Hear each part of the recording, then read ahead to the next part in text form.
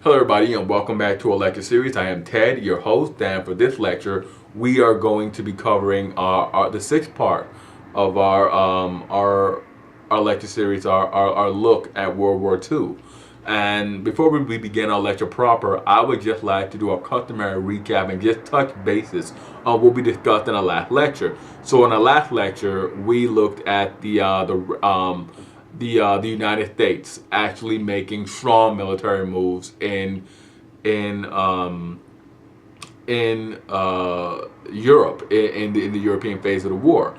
We looked at the battling in the North Atlantic, had the United States and their allies sought to ensure supremacy of the North Atlantic so that supplies will continue to be able to be funneled into Great Britain and into Russia. We looked at North Africa. We looked at, in particular, at the Battle of El Alamein, which led to a great pushback. El Alamein was the first great victory for the United States forces in World War II. It led to the first pushback of German and Italian forces in North Africa, and eventually Germany and Italy would be forced to retreat from Africa, and the Allies, the Commonwealth forces, and the Americans would then embark on an invasion of Italy that was highlighted by stiff fighting at Monte Cassino, which was held by the Nazis, and Salerno and Anzio, where the fascists put up a stiff fighting to resist the invasion attempts of the Allies, and of course D-Day. D-Day, that was just a day of catastrophic violence and destruction, had these new tools of war frighteningly showcased their newfound destructive capabilities, and it is from there that we pick up. Now, the Allies, after the Normandy landings, began a very quick build-up. On the string of beachheads to counter any new German offensive intents on dislodging them from these new bases. They soon began to launch strikes into France and the Low Countries. They began to launch strikes into Belgium, the Netherlands, and Luxembourg, driving the Germans back towards the Rhine. Now, the Allies were eventually checked by the Germans in the Ardennes Mountains, in southern Belgium, and what became known as the Battle of the Bulge. Now, the Germans fought with tenacity at every moment, and by the summer of 1914, it was becoming clearer and clearer that Nazi Germany was losing this war.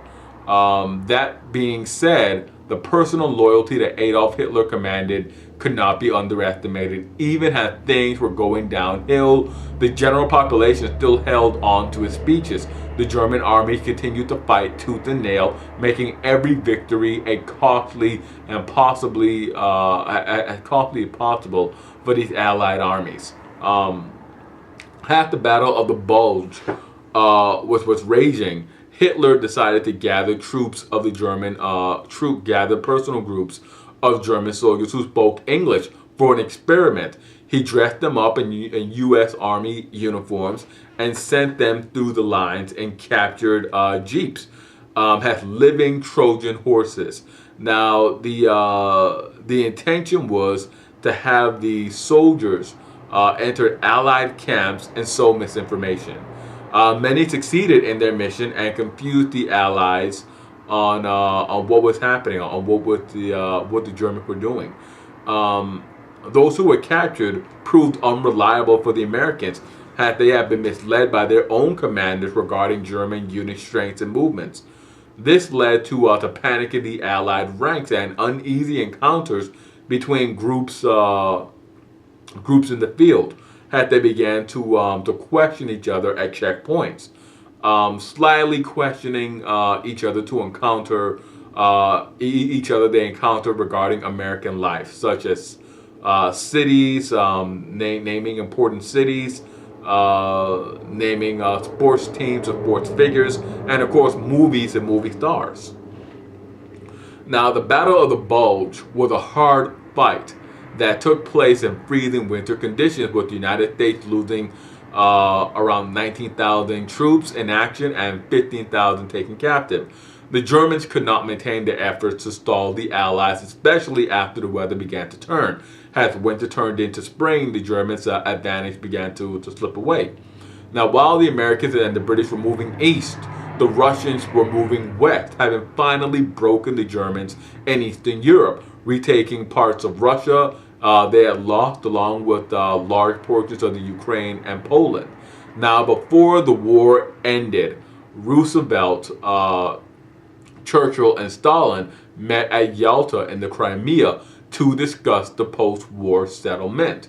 Stalin was determined not to relinquish his hold on Eastern Europe. Twice in the past, the Soviet Union had been invaded by Germany. Stalin's plan was to either have direct or indirect control over Eastern Europe to set up blocks to ensure that the Soviet Union will be able to fight a war outside of Russian territory. Stalin was also embittered against Roosevelt and Churchill because of their slowness to launch their attacks against Nazi Germany in the West.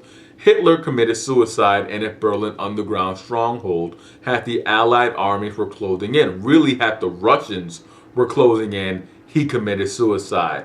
At the time of his suicide, Russian tankers were already in the Berlin suburbs, and his successor, Admiral Duntz, surrendered unconditionally a week later. Now, the massive mobilization and campaigns on land, sea, and in the air revitalized the American economy. It stimulated employment, as great improvements were made to the industrial technology then present, increase in industrial output. Now, the workforce was revolutionized as women entered the workforce in droves, and the government mounted a very successful campaign to motivate women to enter the workforce. They used figures such as Rosie the Riveter, who is perhaps the most endearing female character used to really encapsulate and motivate women of the generation that fought and participated in World War II. For many women and their families, the new jobs in munition plants were the first wages and employment they'd had since the Depression began. They, for the first time, were able to provide for their families and engage in conversations that were not about raising children or how crummy life had been. They were able to engage in professions about their likes, their dislikes, and of course their professions. The government and employers regarded these women as temporary employees who were only working because wartime demands of manpower and the great need for war material. Marriage rates and birth rates grew during this time as well, contributing to what we later called the baby boom. It mostly occurred because when a soldier or sailor was shipping out, he married his sweetheart. And a number of these marriages ended in divorce because they were undertaken under strained circumstances or in bereavement when the soldier or sailor were killed in action. And for these marriages that did not work out, that ended in divorce. Another one of these reasons was that prior to going to war, the husband and the wife would have been of a similar mind, of a similar composition, having come up in the Depression. But the experiences that many women had, being wage earners and the freedom to develop the new aspects of their personalities due to wartime employment, and of course the experiences that the men would have had in battle and in war, largely led to a bit of domestic chaos. It led to a lot of incompatibility. Henry Kaiser. Henry Kaiser was, and there were a number of great industrial heroes. Walt Disney was an industrial hero for the many animated features that he made that were pro-war. But Henry Kaiser was a great industrialist hero of the war. He designed and he came up with the concept of the Liberty ship. Kaiser was one of those was one of the contributors to the Hoover Dam in the 1940s, and in the 1940s, the Republic began to fight for its life, and he became a prominent figure. His contribution was to radically revolutionize the way ships were constructed. Kaiser created one type of design and made multiple ships. He reduced the time needed to construct the ship from roughly a year to 2 weeks. Liberty ships could be launched very quickly. They were not very fast, but they were very spacious. They were really floating warehouses. Industrial production of military vehicles and equipment exploded, and at the end of the war, the entire Allied army was using huge quantities of American goods. The war also bore witness to the radical redistribution of wealth in the Republic. The high wages made it very likely that the depression conditions would not return. Large numbers of Americans also began to receive better health care, and this led to an interesting phenomena as life expectancy increased in the United States. Kaiser is also credited with creating worker health insurance schemes. The major insurer, Kaiser Permanente, is a remnant of his endeavors. Kaiser also argued that such schemes were good for morale and good for the workers' productivity. Now, HMOs are modeled on Kaiser's plan. And as the war progressed, the United States government turned ever more to the Hollywood film industry to produce the propaganda films that supported the war. I alluded to that earlier with Walt Disney, but Ronald Reagan. Ronald Reagan was also another Hollywood figure, or another major figure who spurred on the wartime propaganda efforts. Reagan took on this persona as a naval aviator in the Pacific, and periodically they would release these news clips, these film reels that depicted him either training or in battle or around fellow aviators, and this was as far from the truth as you can get. Reagan never saw a day in naval, never spent a day as an actual naval aviator. He spent the entirety of the war living in seclusion on a studio in California. Now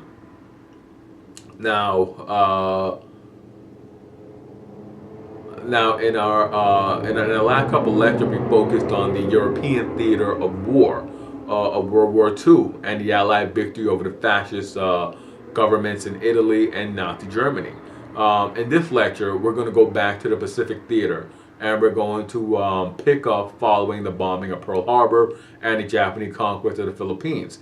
Now, as noted in previous lectures, the aircraft carriers of the Pacific Fleet survived Pearl Harbor. They survived the attack on Pearl Harbor, and they will come to play a crucial role in the later campaign. The Battle of the Midway fought between the United States and the Japanese navies was the first battle in the history of the world in which the opposing navies' ships never made contact with each other. The battle was the first to be fought by naval aircrafts based on naval aircraft carriers. The early stages of the war was notable for the United States Navy seizing various Pacific islands, which in turn were used as bases to bomb the Japanese archipelago. The progress was slowed terribly, however, by the tenacity of the Japanese resistance fighters. During the war in the Pacific, the United States intervened against the Japanese campaigns in China and in Burma and in Indonesia, forestalling Australian fears of a Japanese invasion. In April of 1942, in an act of symbolic vengeance, really in retaliation for the attack on Pearl Harbor, the United States launched an attack on the Japanese archipelago. And what became known as the Doolittle Raid, a squadron comprised of modified bombers flew from the aircraft carrier, the USS Hornet, Um, and nobody expected the action to accomplish much, but rather wanted to make a show of taking the war to the Japanese early and direct. The men did not have enough fuel to return to the USS Hornet. They instead had to fly over Japan after dropping their bombs and hoped to make it to land in China if their fuel held out. Now, the raid was not very destructive, but it had the effect of illustrating to the elite Japanese policymakers the vulnerability of Japan and the doggedness of Americans, the doggedness in which the Americans would take to this fight. In the spring of 1942, the Japanese and American fleets encountered one another in two great battles, the battles of the Coral Sea and the Battle of the Midway. These battles held positive, reassuring effects for American seamen and aviators, driving home that they were capable of meeting the Japanese on even terms. Had I discussed in previous lectures, the Americans had been overconfident in their assessment of the Japanese. They had underestimated the Japanese in the Philippines, and it led to this sort of moral downcasting in which many began to think that they simply weren't capable. They weren't up to the task of meeting the Japanese, even though the Japanese were, in many of their opinions, quote unquote, inferiors. Jap inferiors, Jap yellow inferiors, quote unquote. The technological superiority of the United States enabled her to keep her fleet running at an optimal level and to make quick repairs. Now, the recovery of the ships sunk at Pearl Harbor and the refitting of the carrier USS Yorktown, which was damaged at the Coral Sea and were put back to sea within 2 days, bear witness to this. The Battle of the Coral Sea inflicted very heavy damage on the Japanese fleet and forestalled a proposed invasion of Australia. The Battle of the Midway was stated earlier, has stated earlier, I should say, was notable because the two fleets didn't actively engage, as was done in traditional warfare. The Battle of the Midway was a part of a planned second attack on Pearl Harbor that hinged on the quick conquest of Midway, which would then serve as the base of operation for future attacks on Pearl Harbor. Now, the American code breakers had broken the Japanese codes and were able to successfully counteract their actions.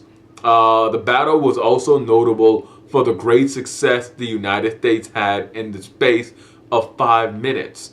In the space of 5 minutes, the United States sunk 4 Japanese carriers.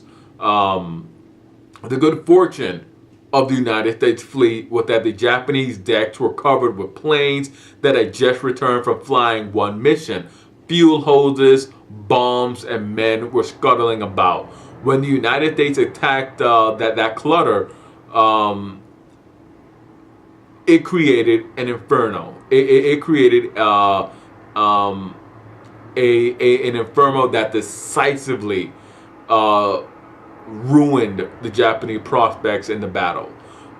When the battle began, the Japanese planes descended down near sea level to confront the first wave of Americans who were attacking, and they were largely destroyed. Now, the second wave of planes pressed home their attack effectively and in ideal circumstances.